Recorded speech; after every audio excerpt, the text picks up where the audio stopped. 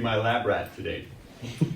I have some experience that I want to give back to this community, and it's the best feeling ever to be in a room of people that are all interested in what you do.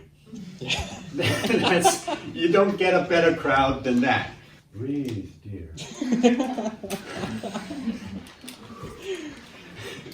I asked Maria, I gave her one direction before today, one direction only.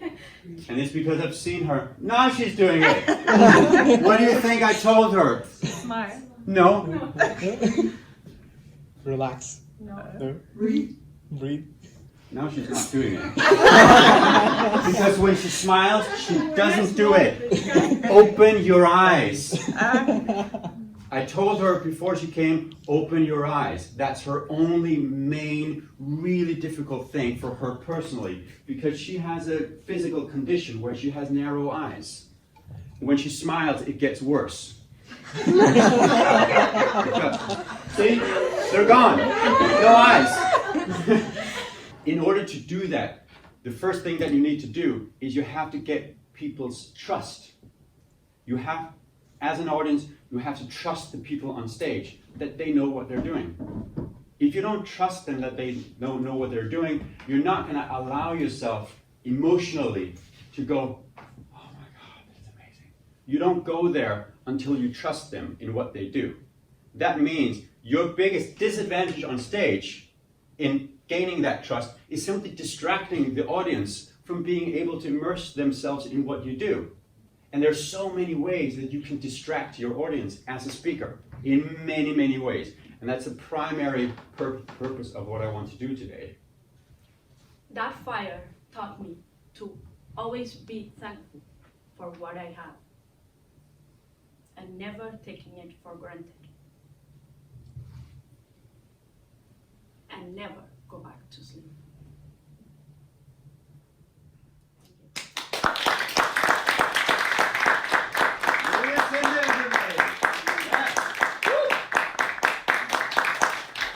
So, Maria falls into a pitfall that many, many speakers fall into, which is she tries too hard.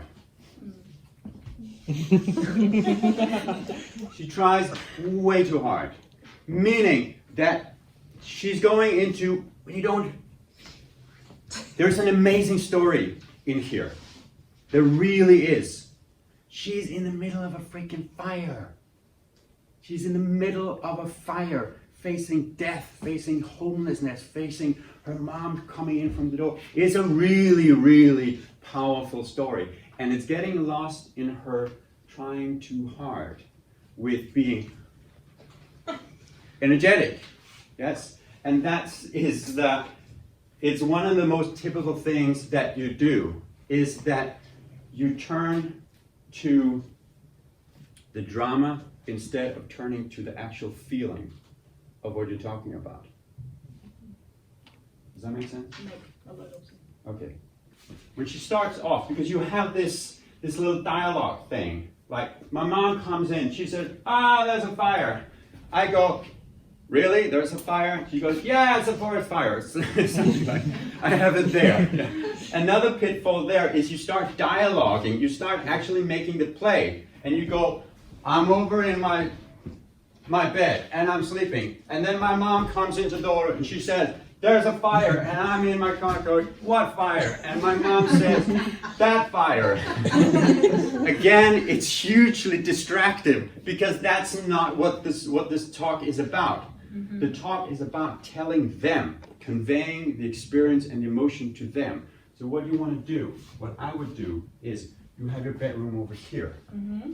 Yeah? And then you're asleep. Don't ever mime anything as a speaker. Don't go, I'm laying down in my bed. That kind of stuff. Tell them, I'm laying down in my bed. My mom comes in and goes, Maria, you have to get up, there's a fire. And I'm going, what fire? And she goes, it's a forest fire. See, because then I'm switching back and forth and I don't have to I don't have to physically switch because that will just distract me. Mm-hmm. I can't convince you to believe the feeling if you're not seeing the image. Does that make sense? Yeah. Tell the story to the audience.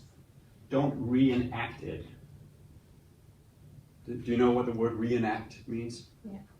That you're trying to recreate the scene as it happens. Being what I just did. My mom walked in the door and she said, "There's a fire!" And I was lying in the room. And I woke up.